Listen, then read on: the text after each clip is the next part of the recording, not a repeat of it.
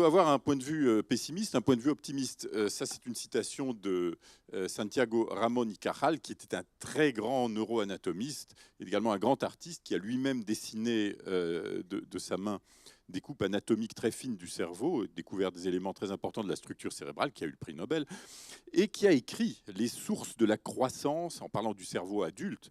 Les sources de la croissance sont taries, tout peut mourir, rien ne peut se régénérer, et c'est une tâche pour la science du futur de dépasser cette fatalité. Donc le cerveau vu comme un objet finalement statique, arrêté.